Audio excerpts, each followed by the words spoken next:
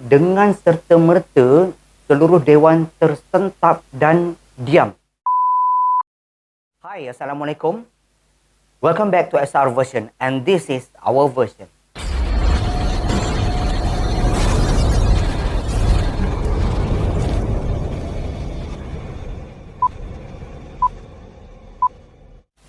Hi, this is Shah.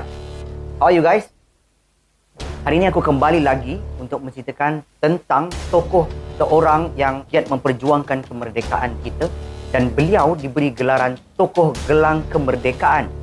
Jadi sebelum tu guys, aku nak ucapkan selamat menyambut hari kemerdekaan yang ke-64. Kita dah 64 tahun merdeka guys. Untuk korang yang baru je jumpa channel ni, jangan lupa subscribe, like dan share sebagai tanda sokongan korang, okey?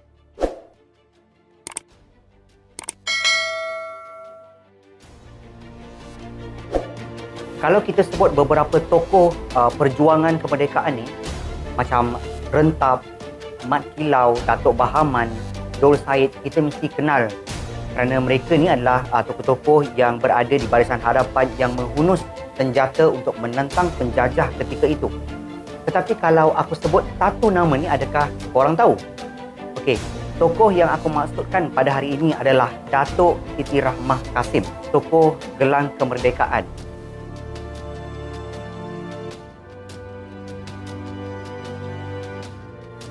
Datuk Siti Rahmah Kasim ni dilahirkan di Batu Hampar, Negeri Sembilan pada 30 November 1926 dan beliau telah mengembuskan nafas terakhir pada 24 Mac 2017 kerana sakit tua.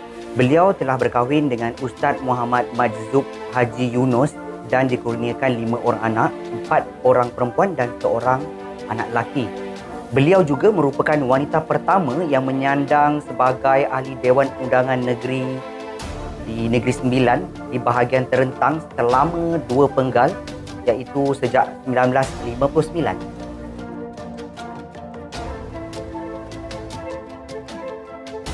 Datuk Siti Rahmah ni merupakan rakyat Malaysia pertama yang memberikan gelang emas hadiah pernikahan daripada bapa dia. Dia bagi gelang tu dekat Tunku Abdul Rahman. Jadi tujuan dia bagi gelang tu adalah untuk membiayai perjalanan Tunku Abdul Rahman ke London dalam menuntut kemerdekaan ketika tu. Jadi cerita dia macam ni. Cerita ni berlaku dekat Dewan Hang Tuah Bandar Hilir Melaka. Masa tu Tunku Abdul Rahman dia buat perhimpunan tergempar. Dia menyuarakan hasratnya untuk menuntut kemerdekaan di London, tetapi pihak UMNO tidak cukup wang untuk menampung perbelanjaan ke London tu. Walau macam mana pun dalam ucapan tu dengan sayu hati Tunku Abdul Rahman telah menitiskan air mata dan ini membuatkan Siti Rahmah rasa terpanggil dan rasa dia pun turut merasa sedih dengan apa yang diucapkan oleh Tunku Abdul Rahman. Jadi dengan serta-merta ketika itu Siti Rahmah berdiri dan bersuara memberitahu bahawa Tunku, saya ada gelang. Kalau ada 10 gelang emas, saya serahkan semua kepada Tunku untuk membiayai perjalanan Tunku ke London. Bayangkan seorang wanita muda berdiri dengan beraninya melakukan kata-kata seperti itu. Dia membuka gelang emasnya terus menghulurkan kepada Tunku Abdul Rahman. Dan dengan itu semua orang rasa sangat tersentak dan rasa bangga. Mereka berdiri dan memberi tepukan yang sangat gemuruh. Saya nak pergi London, tapi duit tak ada. Tunku, Hasil daripada pengorbanan saya balik, keluar dalam surat khabar, Siti Rahmah menyumbang gelang perkahwinan. Dengan izin Tunku, Siti Rahmah juga telah menyeru semua kaum wanita dan lelaki di dalam dewan itu untuk menyerahkan cincin, kerongsang, ada yang memberikan gelang emas, rantai dan kaum lelaki juga telah memberikan jam tangan dan juga kepala tongkat yang biasanya orang dulu pakai kepala tongkat emas tu kan. Mereka menyerahkan beserta dengan wang sekali. Walaupun tak seberapa ketika itu tapi nilainya sangat besar. sudah serik dengan kezaliman penjajahan Jepun dan komunis. Sudah penat dengan janji kosong British. Cita-cita kita berjaya setelah Tengku ke London untuk menemui baginda. Daripada kejadian tersebut, ada beberapa sebab yang menyebabkan Datuk Siti Rahmah ni bertindak sebegitu. Yang pertama sekali kita dapat tengoklah yang betapa dia semangat juangnya sangat tinggi dan membuat-buat untuk membantu Tunku Abdul Rahman memperjuangkan kemerdekaan ketika itu. Lagi-lagi apabila Tunku Abdul Rahman dah beritahu yang kita tak ada cukup dana untuk menghantar Tunku ke London untuk memperjuangkan kemerdekaan tanah Melayu ketika itu. Dan kedua pula, ada satu sebab yang mana diceritakan oleh Datuk Siti Rahmah ketika dia belajar dekat Madrasah Al-Huda di Pening. Ada seorang ustazah dia ni yang selalu menemplak atau menyindir rakyat tanah Melayu ketika itu, menyindir dia betapa kita ni susah nak capai kemerdekaan, betapa kita ni memang tak boleh berubah disebabkan sikap kita. Jadi dia membanding-bandingkan negara kita dengan negara asal di Indonesia.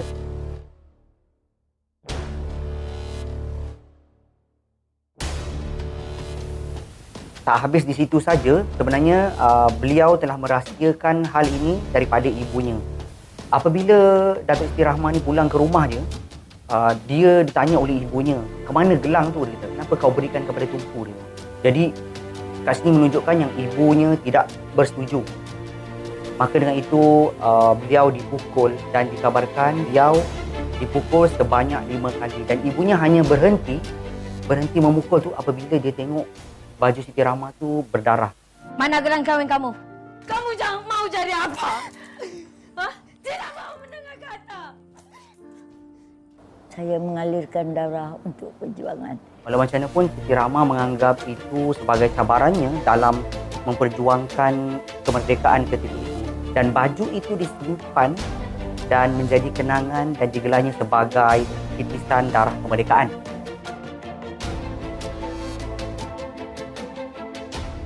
Datuk Siti Rahmah ni sangat aktif dalam NGO dan kesempatan beliau menjadi ahli Dewan Undangan Negeri ni membolehkan beliau berkhidmat kepada masyarakat. Jadi dia pun ada misi dia ketika itu, iaitu menyedarkan masyarakat wanita dan meningkatkan ekonomi negara ketika itu. Ada beberapa ketika Siti Rahmah ni dia menyuarakan bahawa dia sangat sedih dengan nasib wanita Melayu yang tercemar maruahnya. Yang mungkin ketika itu berlaku hal-hal seperti penculikan, kes wanita kita kena rogol ketika itu yang membuatkan dia rasa sangat sedih dan membuatkan menjadi sebab kenapa dia betul-betul nak memperjuangkan kemerdekaan. Paling menjadi ingatan saya, anak-anak gadis terganggu maruahnya. Dari sana saya menitiskan air mata. Kenapa jadi begini? Datuk Siti Rahmah banyak memegang jawatan-jawatan dalam politik sebelum ni. Sebelum tu dia pernah memegang jawatan sebagai pegawai penerangan UMNO di bawah pimpinan Tun Hussein On. Beliau juga pernah memegang jawatan Ketua Kaum Ibu di bahagian Rembau selama 17 tahun. Banyak juga anugerah yang diterima oleh Datuk Siti Rahmah ni, iaitu Tokoh Wanita UMNO Malaysia, Tokoh Ibu Misali Negeri Sembilan, Tokoh Wanita Perkim dan Seri Kandi Negara. Dan ada beberapa lagi anugerah-anugerah besar seperti Ahli Mangku Negara dan Johan Setia Mahkota. Siti Rahmah Kasim akhirnya meninggal dunia di Kerana Jaya, Petaling Jaya pada 10.55 pagi dan diumumkan oleh anak perempuannya Puan Sri Rohati binti Muhammad Majzub. Dan jenazah beliau dikebumikan di Tanah Perkuburan Islam Bukit Kiara. Negara hari ini kehilangan seorang pejuang kemerdekaan dengan pemergian Datuk Siti Rahmah Kasim ke rahmatullah. Allahyarhamah 91 tahun ialah wanita pertama yang menyerahkan gelang emas kesayangan pemberian bapanya untuk membiayai perjalanan Tunku Abdul Rahman Putra ke London dalam misi menuntut kemerdekaan. Daripada kisah Allahyarham Datuk Siti Rahmah Kasim ni, apa yang kita dapat adalah semangat juang dia yang sangat tinggi, yang berkobar-kobar. Beliau ni memang seorang yang tidak mementingkan diri sendiri, sentiasa memperjuangkan hak wanita, bersemangat untuk memperjuangkan kemerdekaan bersama-sama dengan Tunku Abdul Rahman ketika itu. Ya, apabila kita sampai kemerdekaan, kita sayangkan negara sebagai sayang kepada nyawa sendiri. Jadi kepada korang yang dah tengok video ni, aku nak kita sama-sama menghayati dengan perjuangan Datuk Siti Rahmah Kasim ni. Apa yang kita kecapi pada hari ini, kita patut bersyukur sebab kita tak perlu lalui apa yang mereka lalui. Sebagai anak Malaysia, aku menyeru kita semua lebih menghargai dengan apa yang kita kecapi pada hari ini. kasih sayang kepada negara tak berubah. Saya cintakan negara sejak bila ditubuhkan sampai hari ini. Sampai di sini je video untuk hari ini yang berkenaan dengan kemerdekaan ni. Jadi aku harap korang suka dan kepada korang semua jangan lupa subscribe, like dan komen. Kalau korang ada cerita-cerita berkenaan dengan tokoh-tokoh yang jarang kita perdengarkan, boleh korang komen kat bawah sebab aku juga tak sabar nak dengar daripada korang. Mungkin kita boleh share kepada semua. Pada korang semua jangan lupa tekan loceng supaya korang dapat notification untuk setiap video-video terbaru yang kita orang upload. Jadi sampai di sini saja. Kita jumpa lagi next video. Jaga diri. Selamat menyambut Hari Kemerdekaan yang ke-64. Bye.